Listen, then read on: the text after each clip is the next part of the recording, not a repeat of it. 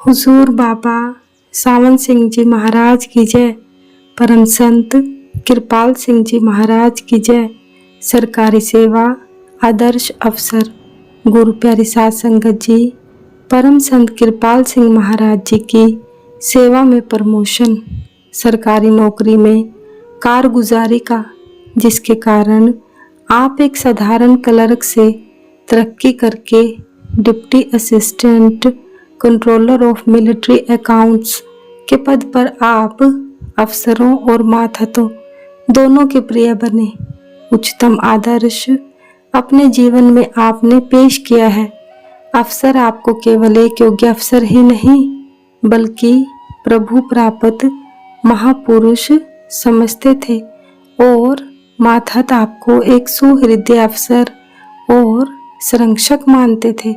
आपके सदाचार और सद्व्यवहार की एक झलक भी जिसने देखी वह हमेशा के लिए आपका दीवाना हो गया। कृपाल जी महाराज अपने दफ्तरी काम को उसी लगन से निपटाते थे जैसे एक विद्यार्थी अपनी परीक्षा के वक्त मेहनत करता है। शांतमयी वातावरण, गुरु प्यारी साध संगत जी, मानव मात्र के लिए उनका अथाह प्यार था, जिसके कारण उनके निकट का वातावरण अति शांतमय रहता था, जो वहां से गुजरने वाले हर इंसान को ठंडक प्रदान करता था। जब भी दफ्तर में समय समय कोई बड़ा दफ्तरी मसला किसी साथी कर्मचारी द्वारा इनके सम्मुख पेश किया जाता था तो कृपाल जी महाराज की जुबान से निकले हुए शांति युक्त शब्दों का ऐसा सटीक प्रभाव पड़ता था कि वे लोग अपने आप को बेवकूफ समझकर यह महसूस करते हुए पीछे मुड़ते नजर आते थे कि पता नहीं क्यों हम इतनी छोटी सी बात पर बेफजूल में परेशान हो रहे थे। रुकावट का जड़ से समाधान, गुरु प्यारी साध संगत जी, अगर काम में किसी लेवल पर रुकावट आ रही होती या देरी हो रही होती तो परम संत कृपाल सिंह जी महाराज निजी तौर पर संबंधित व्यक्ति से मिलकर समस्या का जड़ से समाधान निकाल लिया करते थे। उनके ऐसे बर्ताव से कसूरवार कर्मचारी अपनी गलतियों के लिए माफी मांगकर भविष्य में ऐसा ना करने का प्रण लेकर इनके पास से अक्सर प्रेम और कृतज्ञता से रोते हुए निकलते देखे जाते थे।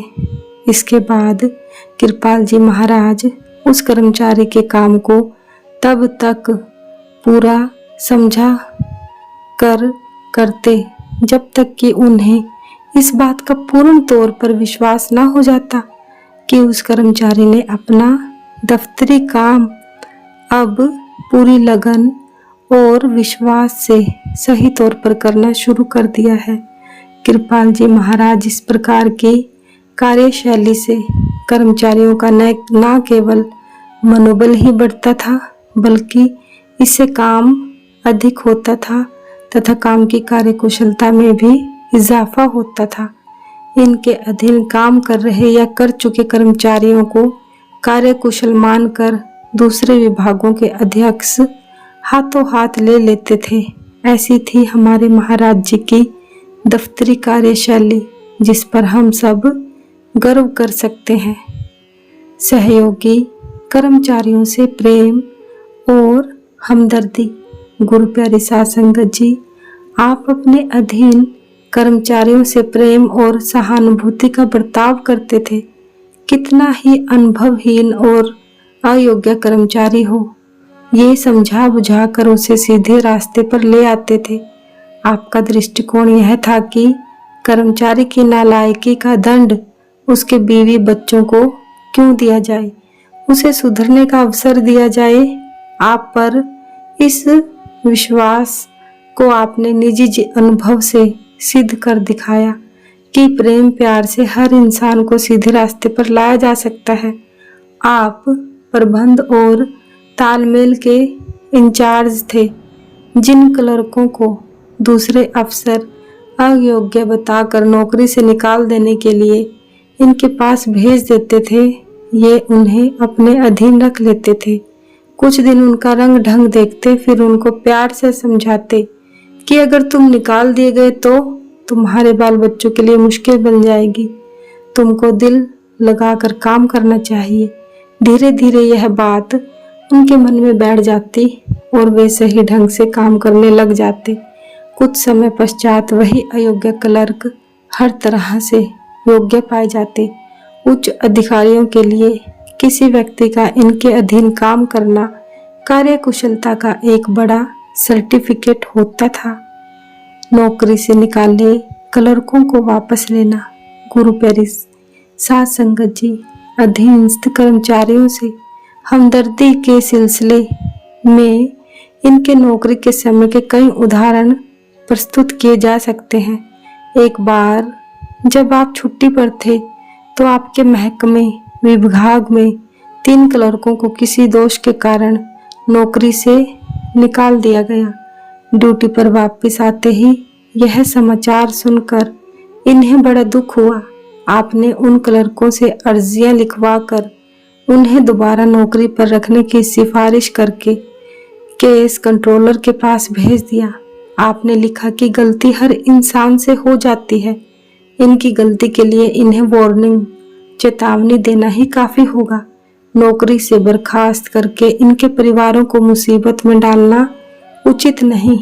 इस सिफारिश के बाद तीनों क्लर्क दोबारा नौकरी पर लग गए। टेस्ट पास करवाना।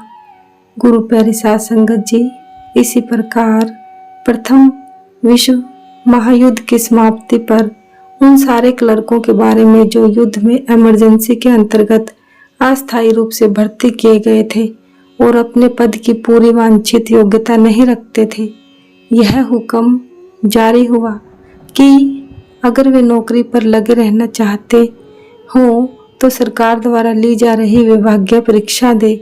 उसमें पास होने पर ही वे नौकरी पर कायम रह सकते हैं। उनमें कई क्लर्क थे जो 6-6, 7-7 साल से नौकरी पर लगे हुए थे और काम का पूरा अनुभव रखते थे। इतने समय के पश्चात उन पर परीक्षा पास करने की शर्त लगाना और फेल होने पर नौकरी से निकाल देना भारी अन्याय था। अब नौकरी छूटने पर वे दोबारा किसी सरकारी विभाग में भर्ती नहीं हो सकते थे, क्योंकि वे 25 वर्ष की आयु सीमा पार कर चुके थे। सौभाग्यवश आप ही को उनके परीक्षक लगा दिया गया। आपने कंट्रोलर ऑफ मिलिट्री अकाउंट से ज़बानी तौर पर बात करके टेस्ट में नरमी बरतते हुए सभी को पास कर दिया। अधीनस्थ कर्मचारियों की नियुक्ति। गुरु प्यारी साध संगत जी, उन्हीं दिनों वजीरिस्तान की फील्ड सर्विस के सिलसिले में कंट्रोलर का जो दफ्तर कायम किया गया था वह तोड़ दिया गया और बहुत से अफसर और क्लर्क छटनी कर दिए गए। वजीरिस्तान के उस समय के कंट्रोलर को बदलकर लाहौर कंट्रोलर लगा दिया गया। दफ्तर के साबका क्लर्कों ने जो छटनी कर दिए गए थे, लाहौर के दफ्तर में भर्ती के लिए दरखास्तें दी। कंट्रोलर उनसे पूछता, क्या तुमने सरदार किरपाल सिंह के अधीन काम किया है? किया है तो किस पद पर? जो कहता, मैंने सुपरिटेंडेंट के पद पर उनके नीचे काम किया है, उसे वह सुपरिटेंडेंट लगा देता। जिसने क्लर्क की हैसियत से इनके नीचे काम किया होता तो उसे वह क्लर्क लगा देता। लोगों ने पूछा, आप यह ऐसा क्यों कर रहे हैं? इस पर वह कहने लगा, I know him, any man who has worked under him knows his job. मैं उन्हें जानता हूँ। जिस आदमी ने उनके अधीन काम किया है वह अपने काम को निपटाने में पूरी तरह सक्षम है। कार्यकुशलता। गुरु प्यारी साध संगत जी, अफसरों को इन पर बहुत भरोसा था। कंट्रोलर ही नहीं बल्कि विभाग अधिकारी अर्थात accountant general of military accounts को और फाइनेंस मेंबर तक को आप पर भरोसा था। इसलिए अकाउंटेंट जनरल की ओर से कंट्रोलर को प्राय आपसे सलाह लेने का आदेश मिला करता था। साथी कर्मचारियों का आप पर विश्वास। गुरु प्यारी साध संगत जी, दफ्तर के कर्मचारियों को आप पर कितना भरोसा था, इसका एक उदाहरण यह है कि प्रथम विश्व युद्ध 1914-18 में फ्रंट पर जाने वाले सैनिक अपनी वसीयत आपके नाम लिख देते थे। उन्हें अपने माता पिता पर इतना विश्वास नहीं था जितना कि वे आप पर करते थे। परोपकार की लगन। संत परोपकार के लिए संसार में आते हैं। उनका जीवन दूसरों के लिए और दुनिया की भलाई के लिए होता है। महाराज जी का सारा जीवन निष्काम सेवा और परोपकार का एक उज्जवल उदाहरण है। शुरू से ही इन्हें निष्काम सेवा की लगन थी। अस्पतालों में जाकर रोगियों की सेवा करना, उनका शरीर दबाना, उनको खाने की चीजें उपलब्ध करवाना, उनके बर्तन भांडे तक मांजना आपका नियम रहा है। दीन दुखियों की सेवा के लिए आपने होम्योपैथी चिकित्सा विज्ञान की शिक्षा प्राप्त की और रोगियों को मुफ्त दवाइयाँ और उनकी प्रारंभिक चिकित्सा करते रहे। स्टेशन पर जाकर वृद्ध और कमजोर लोगों का सामान तक आपने ढोया है। आप फरमाया करते थे कि मन की शुद्धि के लिए निष्काम सेवा अत्यंत नितांत आवश्यक है। इससे मन निर्मल होता है और खुदी अहम फैलती है। धन की सेवा इस सिलसिले में विशेष महत्व रखती है। अपने सत्संग प्रवचनों में आप फरमाया करते थे कि जिसे परमात्मा से प्यार है, स्वाभाविक है कि उसे उसकी सृष्टि से भी प्यार होगा। प्यार देना जानता है, लेना नहीं। यह प्यार की निशानी है। कबीर साहब फरमाते हैं, जब लग देही सांस है, दे दे कछु दे, जब नहीं रहेगी देह, फिर कौन कहेगा दे। Retirement विदायगी party. गुरु प्यारी साध संगत जी, इस प्रसंग में इनके जीवन की घटना विशेष रूप से उल्लेखनीय है। जब 36 वर्ष की सरकारी नौकरी के बाद आप रिटायर हुए तो स्टाफ ने विदायगी की पार्टी देने की इच्छा प्रकट की, परंतु आपने मना कर दिया और कहा कि मैं हर एक को खुद ही उसकी सीट पर मिलने आ जाऊंगा। सबको आपसे बिछुड़ने का दुख था। शाम को दफ्तर के कर्मचारियों और दूसरे लोगों ने प्रार्थना की कि आप बाग में जाकर बैठ जाएं, हम सभी वहीं आपके दर्शन कर लेंगे। यह सुझाव आपने स्वीकार कर लिया और अगले दिन सुबह सवेरे अफसर और अन्य कर्मचारी सब बाग में इकट्ठे हो गए। सबकी आंखों में आंसू थे।